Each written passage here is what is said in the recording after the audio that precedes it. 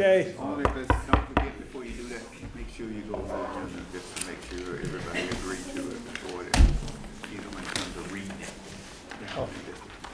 You're gonna change it. Okay, I'm going to call the meeting to order. It's Wednesday, October 24th, 7 p.m. for our regular meeting at the Southwest Vermont Supervisory Union Board. And the agenda, I'm going to read here if I can keep this thing lit up. It's public comments, finance operations related and closed, treasury report, consent agenda, minutes, warrants, retirements, leave of absence, resignations, position proposals, nominations, and there is an amendment to the nominations form for this is for the MAUMS paraprofessionals, and I can pass this around on each one. Melissa Crawford. So I'll need a motion to amend the position's nomination form. So moved. Give a second. All those in favor say aye. Choose. Aye, thank you. Then policy, superintendent's report, presentation, annual progress review. Laura Boudreau and Melissa Senecal is going to give us a quick report. Chair's report, anything other. And then SVSU student enrollment is for information, SVSU budget status report. With that, I'll take a motion to accept the agenda with the amendment. So moved. Second. All those in favor say aye. Aye. Opposed or nays? So carried, okay. Is there anybody here for public comment? Unheard. I need financial operations related. I need to accept the treasurer's report. Motion. So moved. Second. Any further discussion on that? All those in favor say aye. Aye. Nays or abstentions? Consent agenda. Motion to accept. There is, I don't know if you want to take number 6 out, the position proposal, because Wendy's here to speak to that, if you have any questions. Yeah, that's what I was gonna say. Okay, so we're gonna, I would like to accept the minutes because I have a correction to to propose. the minutes. Okay, let's take them one at a time. Minutes first. I've got a motion to accept the minutes. I get a second. Second. Okay, discussion. All right, well, I know that I asked again about the head teacher question last month, and it wasn't recorded in other, which is where I made the comment. So I'd like to amend the minutes. Okay, I got a motion to amend the minutes as Ray has stated. Get a second to that. Second. All those in favor of the amendment say aye. Aye. All those in favor of the minutes as amended say aye. Aye. Okay. Ray, what was your point? I asked about what was in the August minutes. You'll note that there was a promise of a discussion about the head teacher system. And I said we were supposed to talk about it last month, and we didn't. There was nothing presented, so I was raising that point. Item number 8, Eight. page 3, line 36, Where are you at? on the minutes from September 26th. Yeah, right. Last page. Members were asked to forward comments, questions regarding the head teacher job description to the Human Resource Department or to local principals, and then someone would be on hand at the next meeting to discuss, review such questions, if any. That's what I asked. Yep, and we will do that in the superintendent's report this evening. Okay. Hey, moving on. Warrants. Make a motion. I'll second it. All those in favor say aye. Aye. Abstentions, nays. Retirements. Why are you taking it one at a time? I thought there was one more. You can bundle the rest. Yeah, it's just that number 6, position proposal is the one that we want to talk about. You could take all the others as All right. one. Make a motion for 3, 4, 5, and 7. Yep. Second. All those in favor say aye. Abstentions or nays? Okay, position proposal. Wendy? So I believe there are 2 position proposals before the board. It's 3 positions. Yeah, one- I can't speak to the behavior and social emotional coach. I can't speak to that one. Yeah. The 2 that I can speak to are the paraprofessional for early education at Division Street, and the paraprofessional kindergarten 1-to-1 at Bennington Elementary. The paraprofessional at the early ed position, we had an unanticipated need come into the building, and Ms. Abbott can also talk to this. We're unable to make sure that we're providing all the services that need to be provided in that at Division Street. We wanted to make sure that we were able to do that. To do that, we would need an extra paraprofessional to provide those communication needs. There are a number of learners in that site that need augmentative devices, and we're unable to provide all the services they need with our current staffing. Does anybody have any questions about that one in particular? So like AAC devices, so if a student uses like an iPad to communicate, we have several students or several learners in that, at that site that need that, and it's difficult if you have 2 or 3 students who are trying to tell you something and you only have like 1 or 2 staff members trying to get that information out. Okay. Any other questions? Okay. Okay, so the second paraprofessional position is we had a learner come in from another district who has very high needs. The student is currently undergoing Vermont eligibility. I believe the student will be eligible. Needs communication, safety, constant reminders of doing safe things. It's a student we are going to be considering for a program at some point, but we always start with the least restrictive environment, and this would help that learner stay in Bennington Elementary. Okay, any other questions? This is the second of Yes, the sir. position. So the third position notes that it's 1-to-1. Oh, Is yes. the second position also 1-to-1, the one you just described? No, the second position at Division Street would not be 1-to-1. Okay. It would work with a number of learners. Okay, so additional staffing to help the student that you just mentioned as well as others? Or am I misunderstanding? For the Division Street, the staffing would be to help the learners at that site or in that classroom. And then the third, the C, the one at Bennington Elementary, would be a 1-to-1 position to help that learner stay in the least restrictive environment. Okay. The social emotional coach, Laura? Yes. So the third position is a grant-funded position. It was approved through the Consolidated Federal Grant, so it doesn't impact a budget. It was approved just recently through the state of Vermont. It would, the Agency of Education. So that position, that coaching position would support our multi-tiered systems of support, the behavior component and the social emotional component.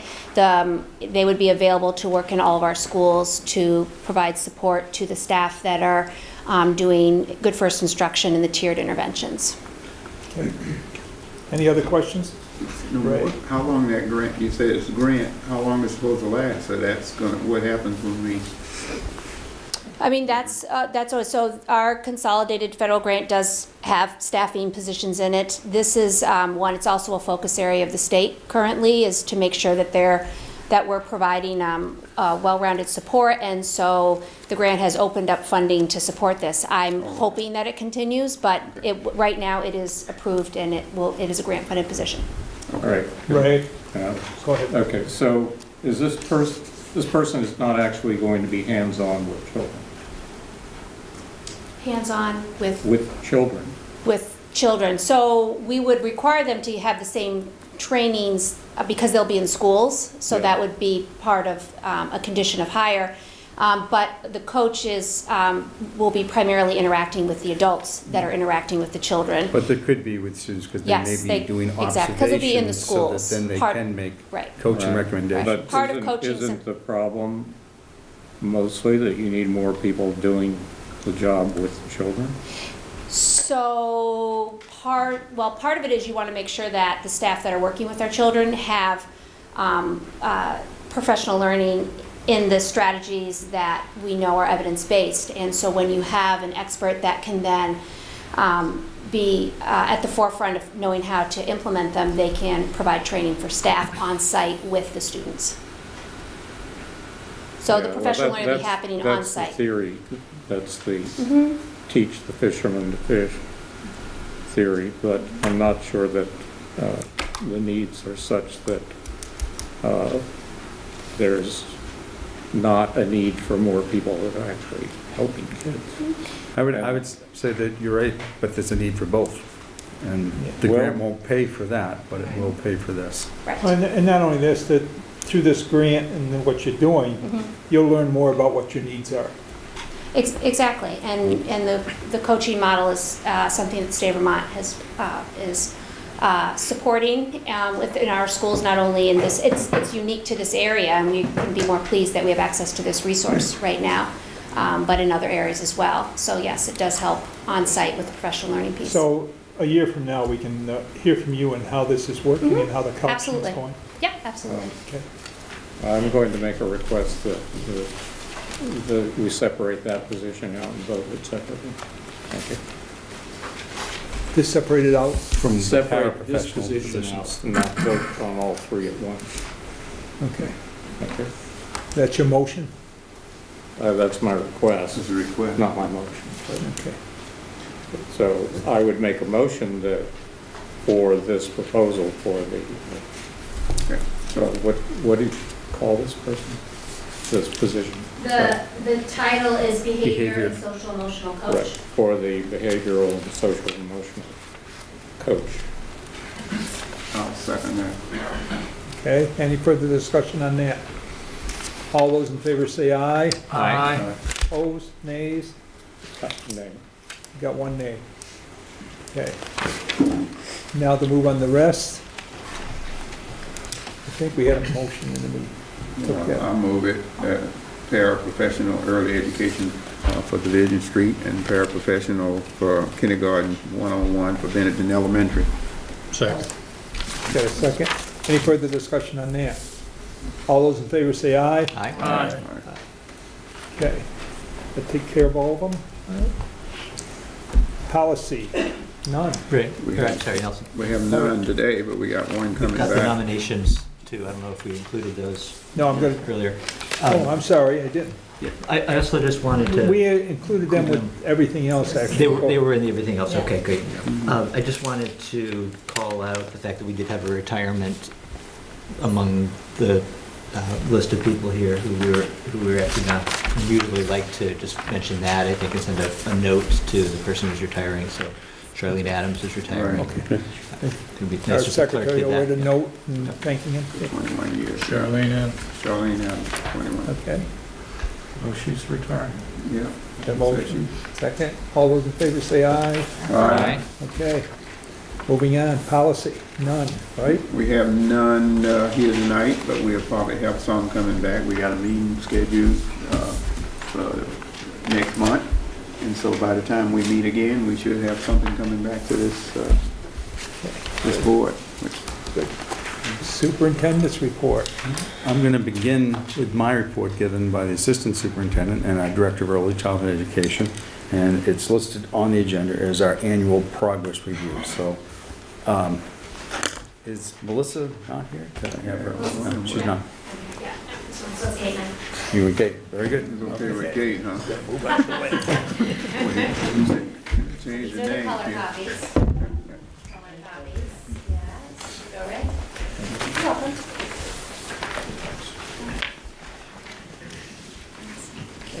Welcome.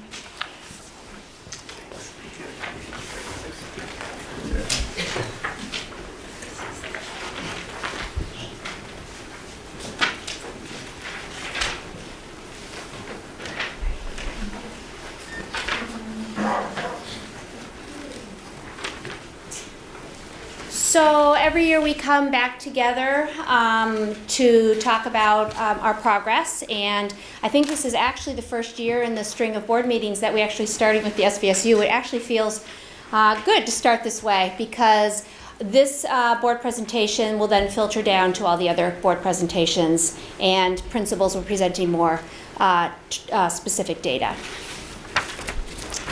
So I'm giving the big picture part of the presentation, and to remind you that the state of Vermont is working to meet the requirements of the Every Student Succeeds Act, and has really focused on 3 main bullets as they also stay true to the Vermont State Plan. Their goals are to prioritize support for the most vulnerable Vermont students, to prepare students to be members of a growing Vermont economy, and frame proposals that will be affordable to implement and maintain. The big picture change that's coming this year and highlighted is that Vermont has really reached a point where they're ready to share their new accountability system. And the way that they're going to do that is in something called the annual snapshot.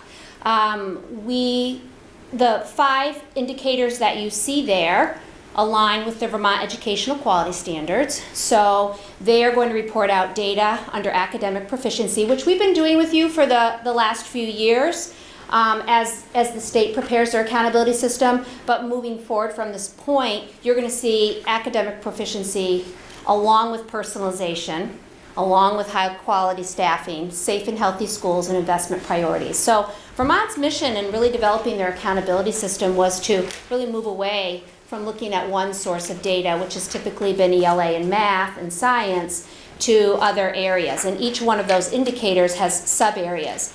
Our data coach, Melissa Senecal, just attended the state level meeting, and we are looking forward to the rollout shortly after the holidays, which will probably inform these meetings that we've been having, and it could potentially shift how we are sharing, because we'll be sharing more data with you.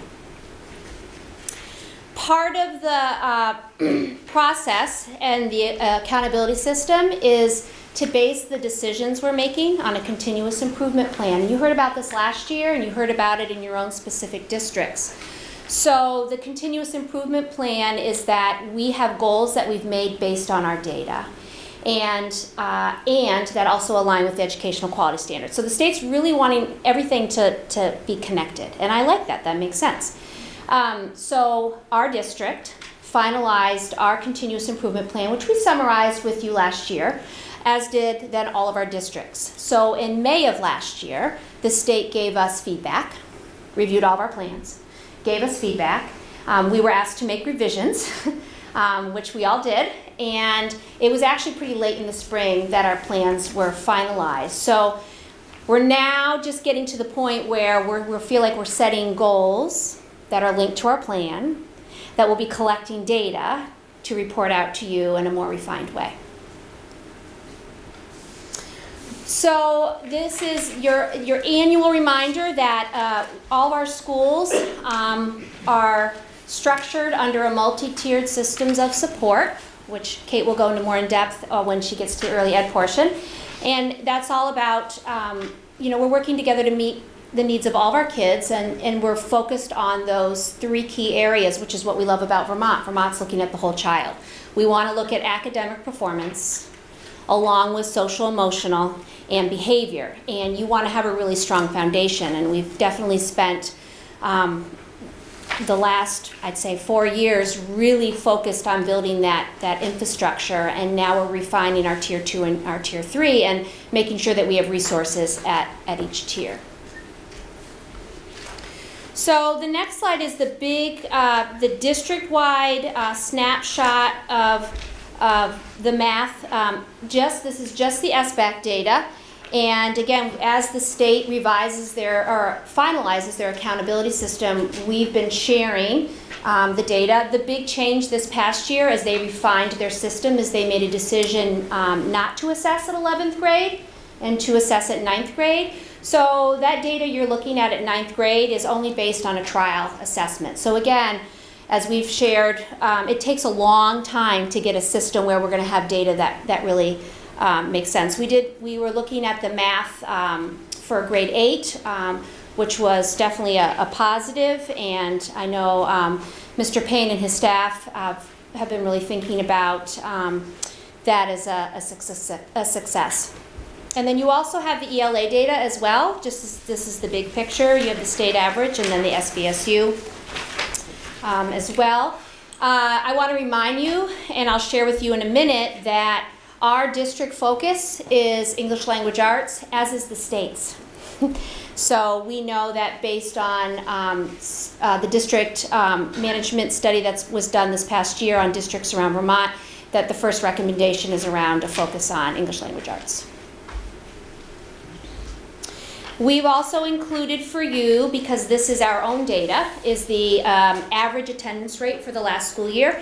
This is something we can pull ourselves from Infinite Campus, and it reflects what you get in your board packets. It just gives you a big picture of where we look. And we know that we're asked to reflect on our attendance data because that's an indicator of success.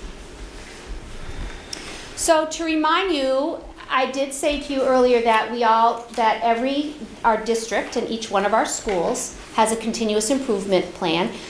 We did share our goals last year, and based on the state feedback, they've changed a little bit. So we wanted to give you the overarching goals for each of our 5 goals. We have a SMART goal for English language arts. It's under academic proficiency, and we'll be using data from our local MAP assessment to assess growth, and then also SBAC data moving forward now that the accountability system has been finalized.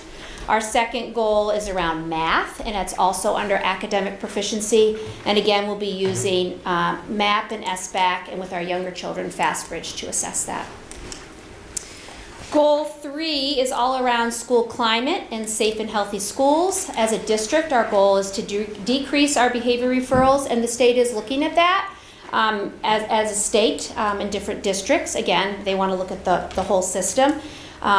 We are working to create positive learning environments in all of our schools, which will decrease interruptions, which will provide for good instruction.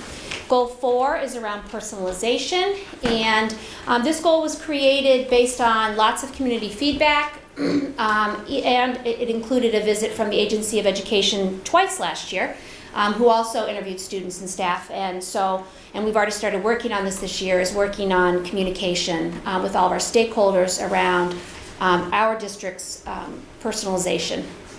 And then our last goal is goal 5, which is high quality staffing, and we are working very closely with our human resource department and working on documenting our protocols for retaining highly effective teachers to meet our continuous improvement goals, and reviewing and revising our evaluation model for staff and administrators.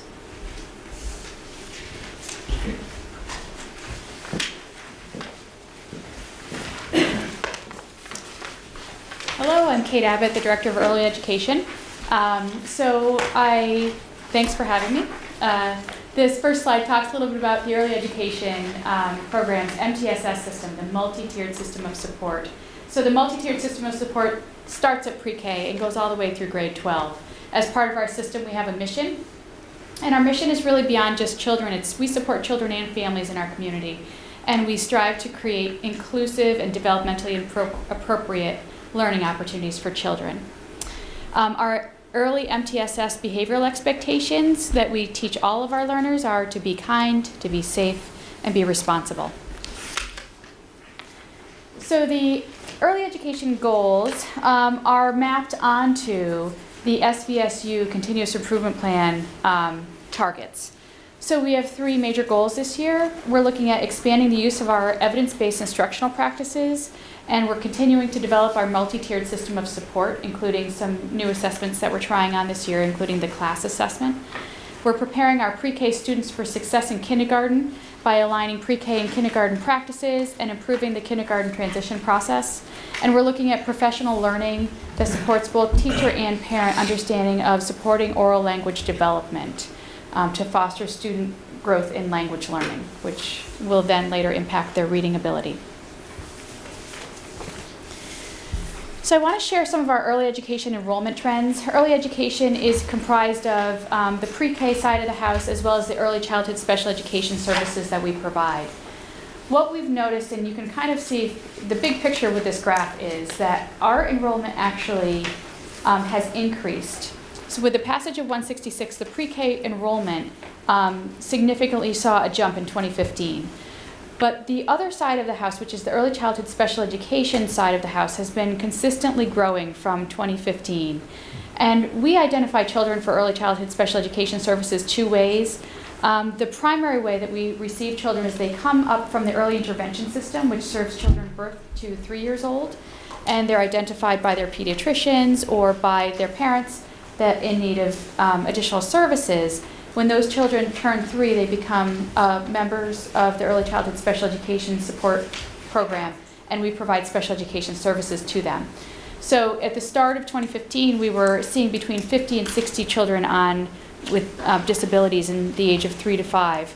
And this year, from the early intervention projections, we'll have over 100 children in early childhood special education services. Pre-K and early childhood special education uses the Teaching Strategies Gold Assessment to monitor our growth. This is an assessment that's a portfolio-based assessment. It's required by the state that we give it at least twice a year. So we give it to all learners in the fall who are enrolled in the fall in pre-K and in early childhood special education and in the spring. What we know about our pre-K learners is that they oftentimes come into pre-K without tremendous experience and exposure to skills that are developmentally appropriate. So what we notice is in our language and cognitive domains, only 62% of our learners entering pre-K last year fell in the developmental age expectations for their age. But after a year or two of pre-K under their belts, they have 92% of our children are within the grade expectations or age expectations on TS Gold. So with exposure to high quality environments, our children learn very quickly. In literacy and math, we still have similar numbers in terms of 53% of children ages 3 to 5 fell in their developmental band for literacy expectations in the fall, and almost 90%, 87% met those expectations in the spring. Math was an area of greatest need with only 42% in the fall entering with exposure to those math concepts. And in the spring, it had the greatest area of growth, with 95% of our children meeting expectations in the domain of math. And then in social emotional, 62% of our learners were in the developmental range in the fall and 91% in the spring. And then physical is actually children come in with more oftentimes physical skills than any other domain, and they end up at around 90% or 92% last year. And this data I do want to share isn't just for the SVSU program, the public pre-K sites, it also includes our partner sites. So it's over the number of children that were compiled in this, that were enrolled in attendance from spring to fall, was almost 270 learners. We have far more than that enrolled, but we have children that have gaps in enrollment or enroll late or enroll or leave early or move. So that's over almost 300 learners. So like the SVSU and all of the districts, we have our continuous improvement plan goals that are mapped onto the SVSU continuous improvement plan, and our focus is literacy. In early education, literacy includes primarily oral language development, such as rhyme, phoneme segmentation, listening to sounds and words, but we're looking at TS Gold as our assessment tool, which is required by the state. So we're looking at least 90% of our enrolled learners meeting the TS Gold expectations for the spring of 2019. So what resources do we need to support our change ideas? In early education, I have in here, I'd like really to have the board acknowledge the changing demographic that we're seeing. We're not asking for a lot of additional special education supports, because what we're doing is we're using the resources we have a little differently, and we're also collaborating with our K-12 partners to help do preventative services at our age range, so that we're not looking at expanding special education staff at this time, but we want to meet the needs of the learners that we have with the supports that we have within the system. I do want to also point out, though, that across those numbers of the early childhood special education learners, last year we only had 4 or 5 learners with autism in early childhood special education. By the end of this year, we'll have 18. And those learners require additional supports and services because it's a complex need. So those children will turn 5 and enter the K-12 system in a couple of years. So additional preventative supports, which we talked about tonight, Wendy actually presented on the additional language support paraeducator, to support the inclusive environment to meet the needs of all of our learners. And while our special education staff are really targeting those learners that have the communication needs on IEPs, that preventative support will meet the needs of the rest of the learners in the classroom to make sure all learners get what they need with their communication and language growth. And then support for alignment of pre-K and kindergarten through professional learning opportunities in language and literacy. This is our focus this year, and we've been already using some of our district-wide coaches to support our growth in understanding language and literacy development. And next, 2 weeks from now, we'll have Patty Prelock from UVM come in and provide us with professional development and oral language development for children. So the last slide is to highlight for you the state assessments that will be provided this year. And we start at the top with what the first component of the accountability system for Vermont, which is the ELA and Math Smarter Balanced Assessment, which this year will be given again for the second year in a row to grades 3 through 9, and that shows you the window that we have available. So last year the state science assessment was a pilot. This year it's the real thing. It's given at grades 5, 8, and 11, and it gives you the window that it will be given. The state physical education assessment, which I introduced to you last year, it is now officially part of our system. We are the only state in the United States, that I must say, that has a physical education assessment. And it's given at grades 4, 7, and 9. And then the addition this year, and what's new, is the bottom. And part of that accountability system that I shared in the beginning, under one of the indicators, the state is requesting that we complete a school climate survey. The school climate survey will be given to students in grades 5 through 8 and 10, and all adults working in Vermont schools. I was going to add that the climate survey comes from the National Center on Safe, Supportive Learning Environment, so Vermont has contracted with them to provide this survey, and that's another piece of data that will figure into the accountability system to give you the whole picture. And that's the conclusion of our presentation. Thank you. Any questions? So, you had said that it's for the second year in a row, the SBAC. Is that just the 3rd through 9th, the second year in a row? Yes. So it was 3 through,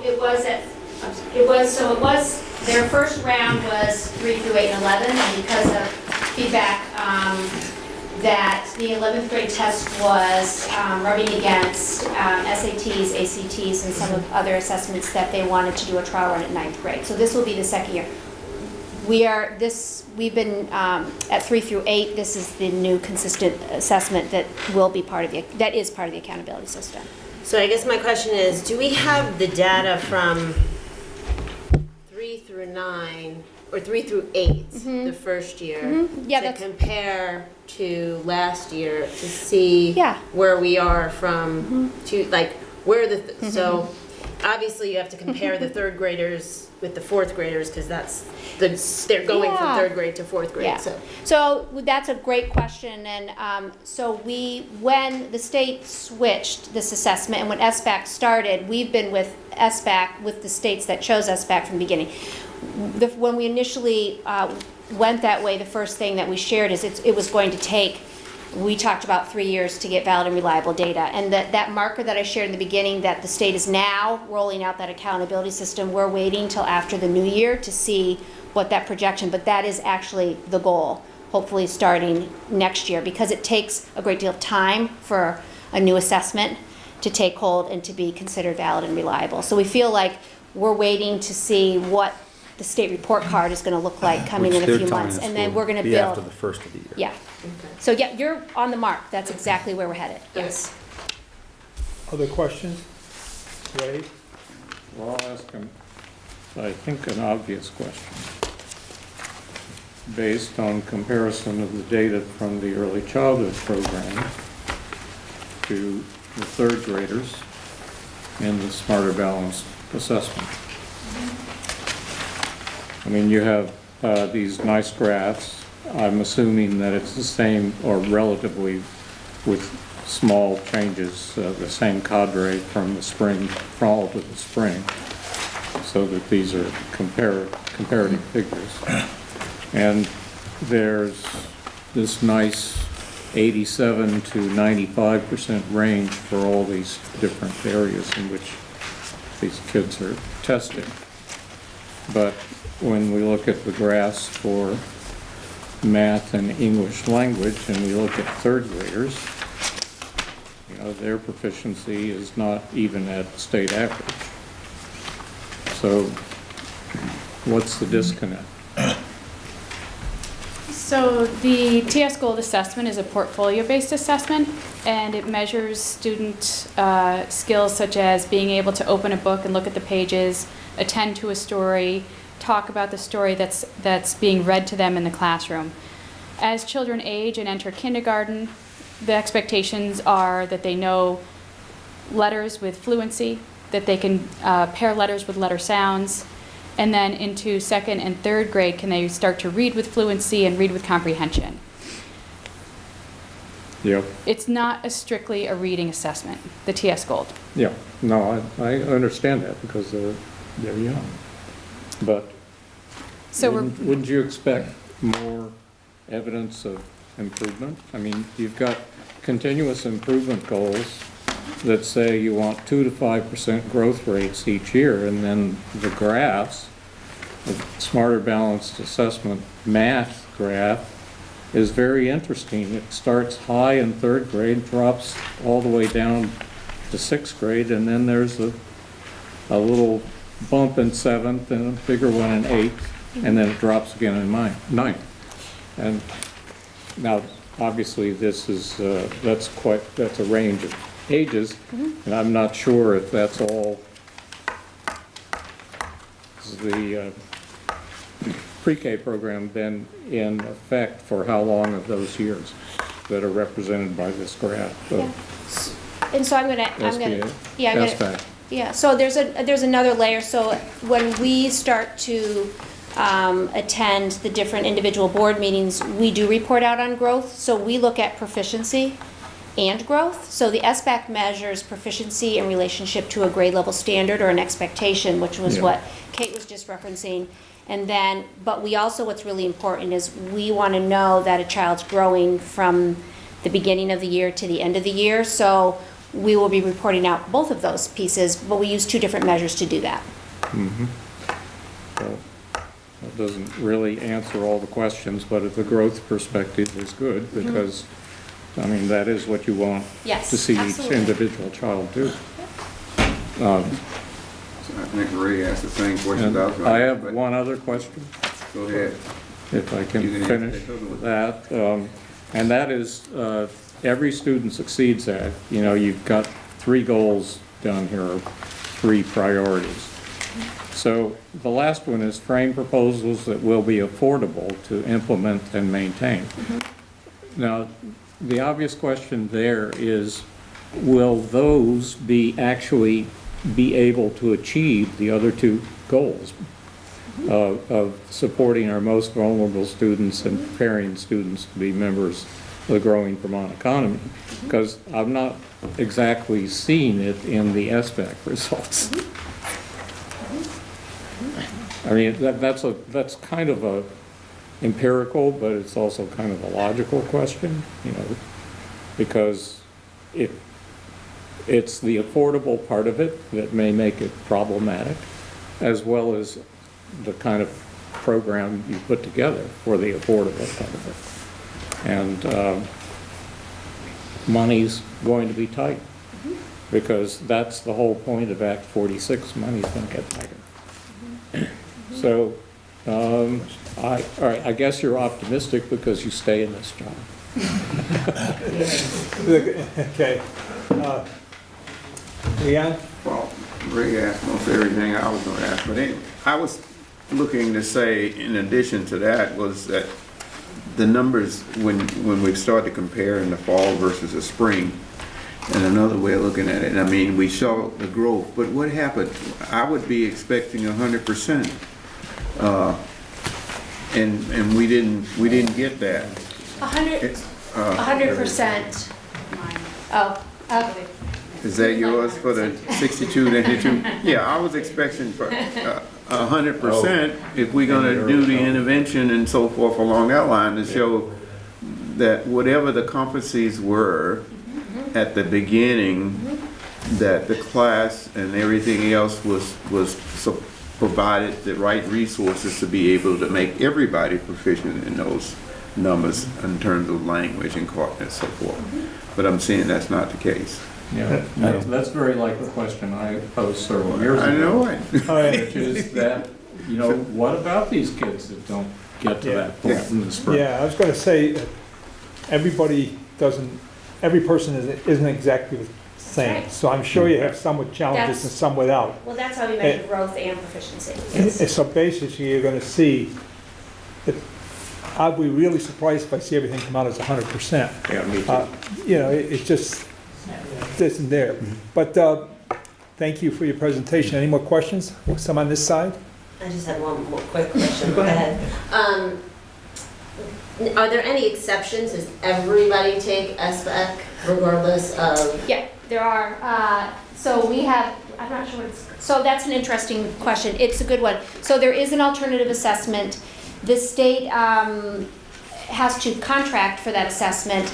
Last year, there was a pause. So there's always been an alternative science and SBAC assessment, about 1%. Yeah, about 1%. It's an application process, so it's not just something that we can choose to say, oh, we want this child or this child to do. It's an application process. There's about 1% of the population in Vermont that's afforded that opportunity. It's a portfolio assessment, so we still assess those students at their ability levels and needs. It's just done a little bit differently. So there is an alternative. It used to be called the DLM, and so I almost said that. I'm like, it's not called that anymore. But it is important to point out We're actually waiting for the new that contract. we don't get to pick and choose who Correct. does that alternative assessment. That's, So our special ed rate is what, 18 or 20%? I think this year we're running around 20%. Yeah. So, Okay. and only 1%? Ray, I don't know if she finished her question over here. Sorry. I mean, I did. I guess my question is to kind of, I guess, where Ray is going to some extent. The higher, that could be an impact in terms of our So that's why when results. I think it's a great reminder that if you remember, like, we used to just report out on math and ELA and science, and that was all we talked about. And just in regards to proficiency. Yeah. And I'm so pleased that our state has moved away from that and that we've been given some freedom as a district to say we will measure proficiency. Okay, so where are you in relationship to the grade level standards?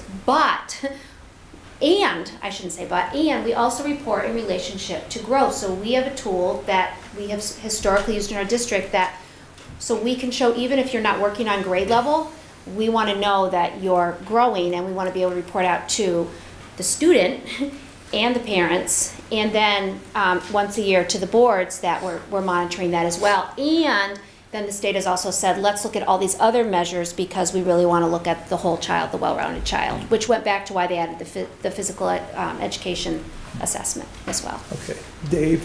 Yeah, I had one other observation about the data and then a question.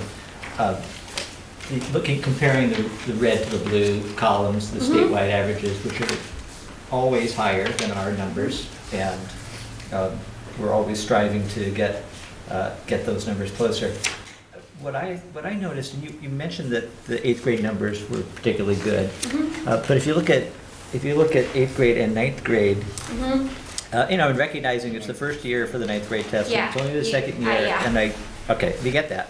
Yeah. But I think it's worth noting that if you compare the difference between red and blue for 3rd graders with the difference between red and blue for 8th and 9th graders, you see that we've made up quite a bit of ground. Yeah, yeah, And this is just, I get it, it's just 1 year, and Yes. I understand the data is new. yeah. But I think there's something there to recognize Yes. that, this is a positive development. Absolutely. That the test can be harder for everybody when you get to 9th grade than it was in 3rd grade. Yes. So the scores may be lower for everybody there, but Right. we're getting closer to that statewide average. So I think that was the observation. And then my question was, there may not be a quick answer to this, But, and it's sort of, it's actually two parts. So the answer is not going to be quick, and maybe you don't want to spend the time tonight on it. Yeah. But I'd like to have a better understanding of what, the context here and how the goal, what the ultimate purpose of the goals is. Who's in charge of setting the goals? Can you tell me which one are you referencing? So I'm talking about goals 1 through 5, I guess, and then. So we did go, Laura, The continuous improvement plan goals? yes. Yes. So how Oh, so those where the came goals came about. from, yes. And So, you also mentioned, Laura, that the state had come in and tweaked them a little bit. yeah, so I can. Maybe quickly you could tell us what Yeah, they tweaked. absolutely. Anyway, yeah. So the district level continuous improvement goals are the work of our curriculum teams and established district teams that have teachers and administrators working together. So ELA is a great example. We have a literacy team, and there's different subgroups of that team and even building-based literacy teams that all feed into one. And so that literacy goal was a work of many people to get to that point. And so I can mirror that in all the other areas. So the state of Vermont, when they gave us the format for the continuous improvement plan, and we present them with what is the data you reviewed to get to your goals. So there's a whole other piece where we had to present, this is how we reviewed our data. We were lucky for the ELA piece that we had done a huge year-long literacy analysis of our whole entire district and had our literacy groups analyze that to come up with the goal to share. So then our continuous improvement plans are sent to the state of Vermont, and they have a team there that's assigned just to this task, to review district and school level plans. So we had someone assigned to us who reviewed our plans, and he gave us feedback to revise them. Some of it was about refining your goals, to make sure that it was something that we felt like we could measure, collect evidence that we were working towards them. And again, this is a new process for the state as well. So they have been, I think, really supportive in helping us to get to a place, but it took quite some time to get there. So I thought it was a helpful process. So did they come in and say, for example, 43 to 50% is not a reasonable target? That's the number that's here now, goal number 1. Did they change that kind of number? No, or- they actually, they appreciated, they felt that the first two goals were very smart, that there was something that we could actually measure progress over time. And they also asked us, something you're gonna hear, and Kate alluded to it tonight, in all the other board presentations in your districts, is change ideas. That's part of the new language. So what's the change idea you're gonna implement to show growth? And we really want you to focus on that. So we received a lot of feedback about those change ideas. I think we had too much in the plan. They're like, you're never gonna get there. So it was kind of a nice thing to say, reel it in, and let's focus on a few things, which is why, this year in particular, we're really trying to focus as a district and individual schools on literacy. Other questions? So, just a quick one, the 2 to 5%, that refers to the individual children, students? We're looking at their growth, but we can also report out, districts will see that data in their individual district level data as well. All right, and David asked a good question, but I think the follow-up to it is, we only have a snapshot of 1 year here. Could we put the same bar graph of state versus our students Yes. for the years that we've been doing the SBAC, but it hasn't been embargoed because it wasn't? So valid? again, we're working really hard to make sure that, remember, it takes many years to get an assessment that's valid and reliable, which is why we're waiting for the state to release their annual snapshot after this year. And then, again, we feel like we'll be presenting you with lots of data. So that is what's coming, for sure. So do you think we will get a graph that would show the years of assessment that they've decided can be published for, say, 9th graders, state averages versus our 9th graders for those years, Right. So I'm and so gonna, forth? yeah, so I haven't seen it, so I don't want to say something that I don't know right now. Okay. Okay. And I think the one thing you have to consider is you can't compare the ninth grade to the ninth grade from the year before. It's because you have to look at Well, the same kids. but going you from can, grade to grade. you can see progress in general if the program is working. I mean, the classes are different, yes, and they may have different characteristics, but they're not small classes. They're several hundred children. And so that you would think that there would be some sort of rough uniformity between classes, and you could explain changes of small amounts that by makeup, but perhaps you'd see, if we're actually on the right track, maybe you would see some growth. Okay, that's set. We'll go back to, Okay, good. I want to thank Laura and Kate and Melissa also. A lot of work goes into putting these reports. We did a lot of practice runs before tonight and a lot of revisions to try and make this as clear as possible. And this is just the beginning. You will see them all at your individual meetings, at your November meetings, school report card, along with the principal and Laura. So thank you for doing that. As mentioned when we were doing the minute review, the question of head teacher, lead teacher, department head, whatever term you want to use, came up. And so we gave you that job description last month, but then the question drove us to really reviewing what this position was in depth so that we could give you a detailed answer. So I'm going to call Nick Galt, the Director of HR, to give you the snapshot of what the head teacher, which is, as we discovered, been in the teacher's contract going back at least till 91. Yeah. So I'll give you a snapshot. I'll attempt not to be too redundant. You've seen the job description, which is pretty thorough. It doesn't encapsulate everything that they do, but I can elaborate a little bit on that. And as Jim said, we went back looking at old teacher contracts. This is the 91 to 94 contract, where head teachers first get established in an appendix, but they actually existed before that, as noted here, that they said that in the 91-92 work year, head teachers will continue to receive the amount they had already been paid for that position. So they existed before, just, I guess, informally. Where were they located? Well, they were just not in the contract. If you go back to the contract prior to 91, But I mean, were They they are not at mentioned. high school, middle school? so at this point, they were high school only. We see the team leaders referenced in the middle school come in later, but not initially in 91. So this is the first reference we see to them. So they've been in there in a very, very similar format and structure, pay structure, essentially identical to what it is today since 1991.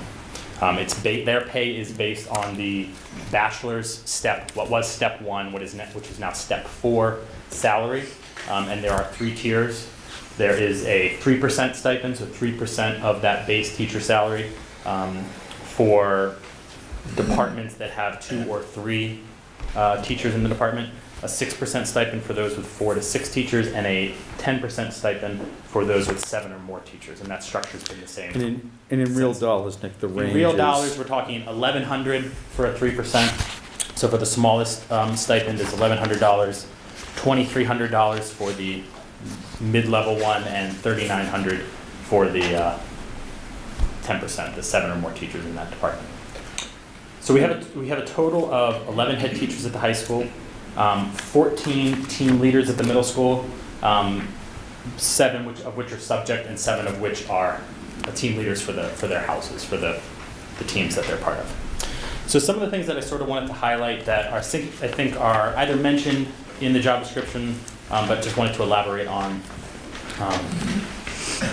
And I'll start by saying we collected this information. I actually reached out to some administrators and to head teachers and team leaders in both the high school and the middle school, because I was interested in not what the job description said, but sort of what they feel the value of the role is, what they feel they do, and I got some really good feedback from them. So some of the things that they highlighted, unanimously they felt they served as liaisons or a communication feed between the faculty and the administration.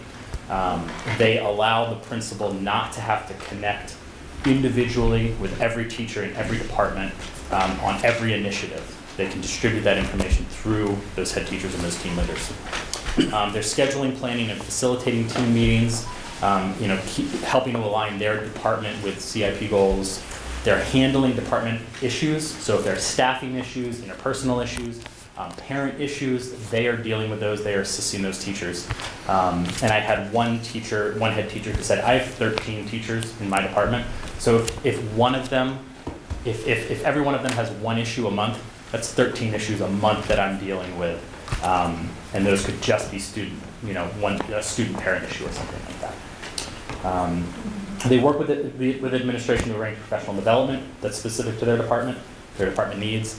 They attend monthly leadership meetings with administration, and that's how that information is disseminated to the team leaders and to the head teachers, and then to their departments.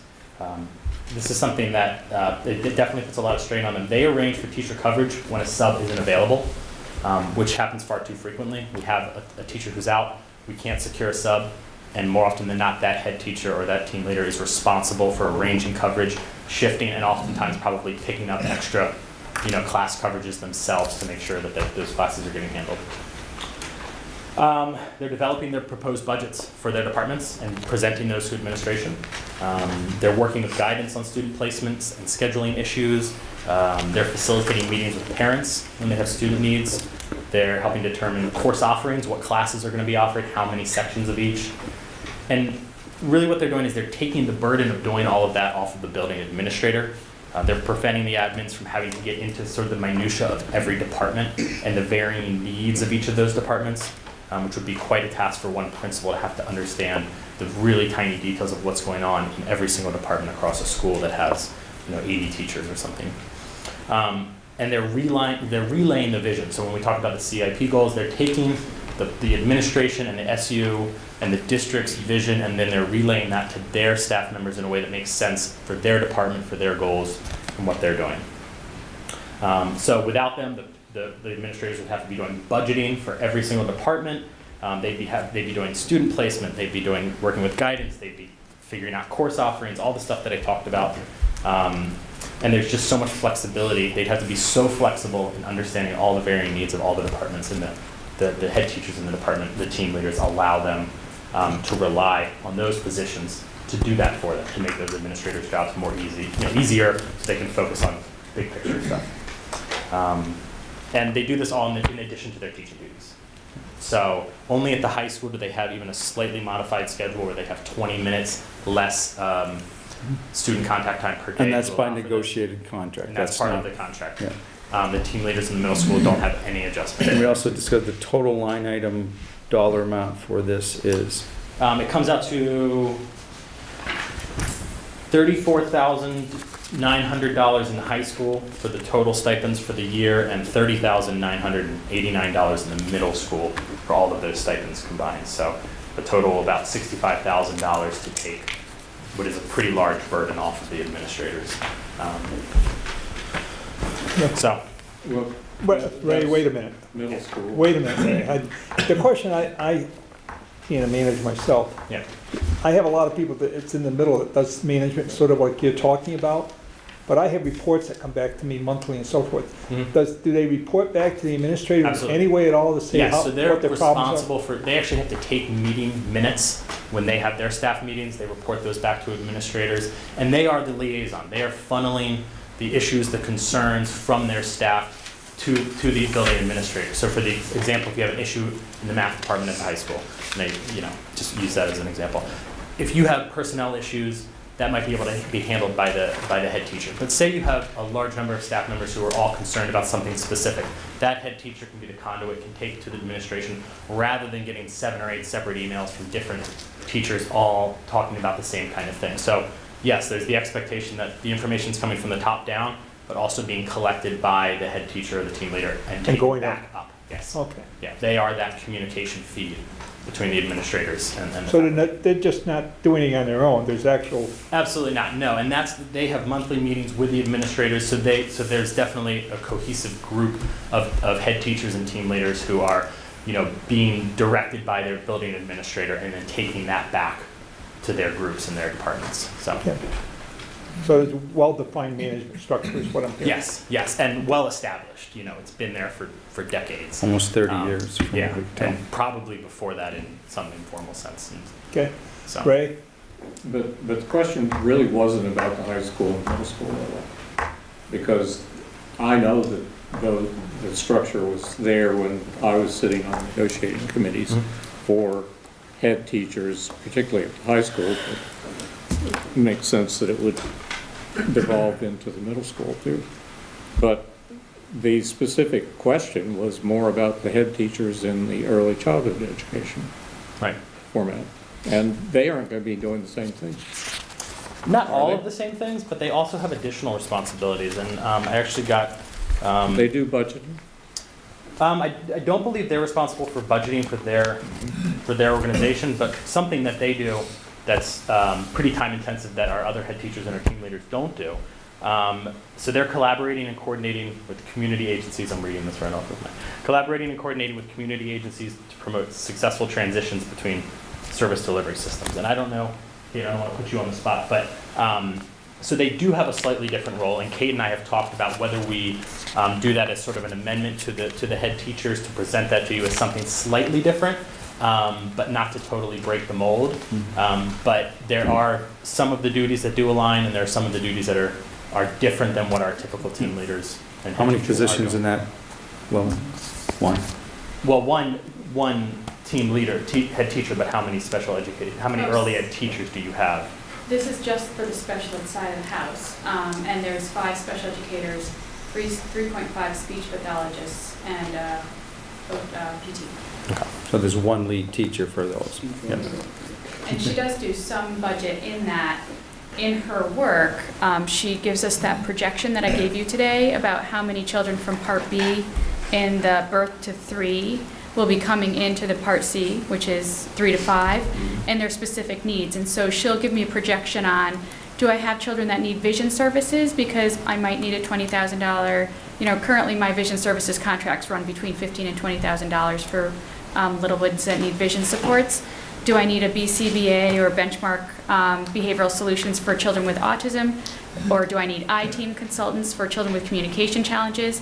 All of that information goes then into the early education budget and understanding what we need for different kinds of learners that are coming into our system that we might not have had before. And so given that it is slightly different, Kate and I had talked about connecting, and if the board would like us to look at that as potentially something, a slightly different job description, we're happy to look into that and see if that's something that would be valuable. I also worry about, do we start, Right. It's Where also, does a that come position in is with the- defined in the contract too. I was gonna say, we gotta deal with contracts and negotiation if we right. change this. Yep. So, okay. And that is, these positions for at the early childhood level are in the contract? They don't specify departments within the contract for which they're needed. The only place there's even mention of the departments is within the high school one in terms of, I mentioned that lesser student contact time only applies to a handful of departments in the high school. Otherwise, they don't make reference to what A grade departments level or or- teams Yep. are on that list. There's no list like Otherwise, there it's are in- for in other addition appendix. to their contract. Yeah. Okay.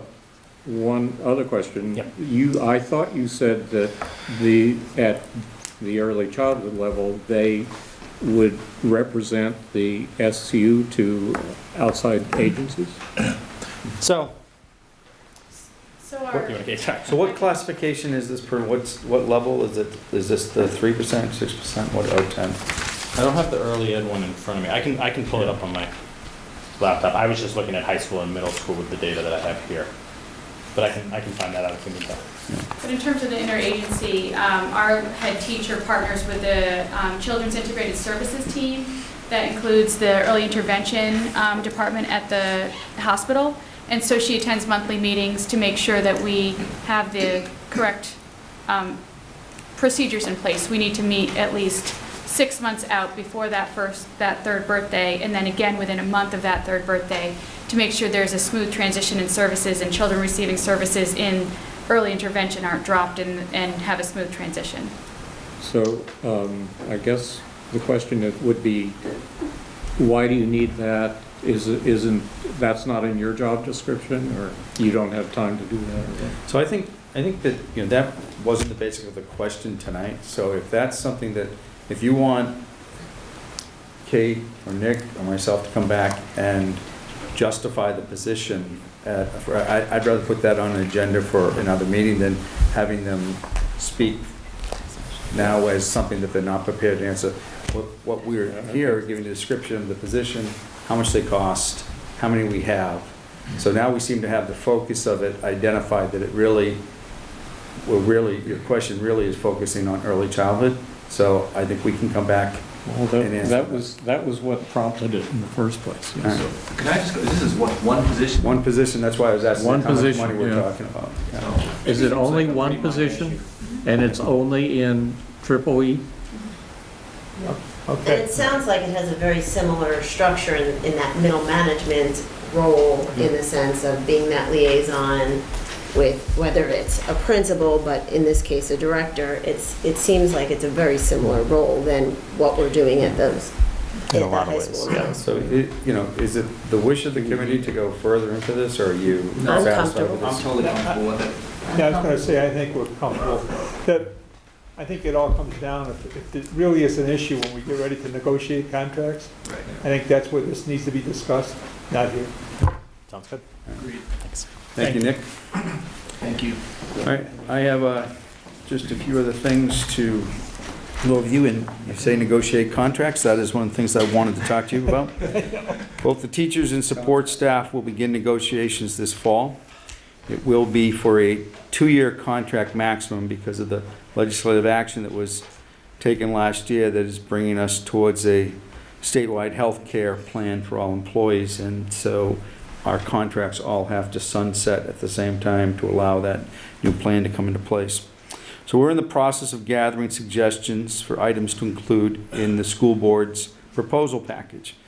So we already have asked principals and directors for input, and the other process that Nick and I do when we sit down at this is we review past grievances, items garnered from our monthly meeting. We meet monthly with the union officers or teacher association officers, and we look from our notes from there about items that have come up as we start to put this package together. So tonight I'm asking board members if there are any suggestions or concerns that you would like to see included in our proposal for negotiations. I would ask you that you please email your thoughts to either myself or to the SVSU director, Nick Gaunt, and HR director. I don't think I specified what that was. So no dates are firm yet, but we're thinking certainly before the first of the year, we're going to have our first meeting to at least set the ground rules and timelines for negotiations. And then, as those of you who have been with us before, you know the process is then by the second meeting, the items are set. So really by the third meeting, because the first meeting will be ground rules, and then we have 2 meetings to put everything on the table. So if there's something that, is you're concerned about, or something you think is a great idea, please let us hear that. It also is the beginning of budget season, so I knew that you might have that question. So I have some notes from my meeting with the Director of Finance for you. So at our November meeting, the SVSU November meeting, if we follow last year's pattern, we will have, prior to that meeting, around 5 o'clock, 5:15, we will have our first SU budget meeting. So if you're starting to think, like, hey, wait a minute, it's getting late in October, I haven't heard anything about budget, well, now you have. So it'll be in November. And if we go by last year's pattern, then we had like 3 other budget meetings, and we finished up the SU budget early in January because everyone else, all the different schools, as you know, need the SU budget to finish their budget. And then just a couple other dates to keep in mind, because remember, we really work back from town meeting. So town meeting is March 4th, and town election day is March 5th. So that means that our warnings will need to be posted not before January 23rd and not after February 2nd. So our budgets, that gives us our really drop dead date, January 23rd. And we would, actually our goal is to usually have it all set by earlier in January. Early January. Yeah, because if I look at last year's calendar, the last budget meeting for any board last year was January 18th, and that was MAU, so their budget was done by January 18th, so. And that's all I have. And again, thank you to everybody for their presentations tonight. Okay, my report's short tonight. You just got it. Any other thing before us? Well, I just wanted to know, we were, and you may have done it, I probably missed it. We were supposed to start in August and then in September have all of the district goals together for the superintendent's evaluation and the process that you were going to go through for the year, so that we wouldn't be. We did that. We did that already? Yeah, I and we missed gave that. it out already. I missed it somehow. Okay. Showing your age there earlier. Yes, I'm saying, so much going on here. I can give you a hard copy. Well, I just want to know and make sure that, you know, that everybody's doing that. So I'm asking every board that I go around to make sure that everybody has done those things on schedule like we were supposed to. Yeah. So there's so much, I think it was recorded in last month's minutes by Richard too, that you had met the Yeah, and policy you deadline. actually made a comment that we actually met it by yeah, September. yeah. Okay. Okay. Anything else? I'll accept the motion. Second. Go watch a ball game, right? Is there a game tonight? All those in favor say aye. Go Sox.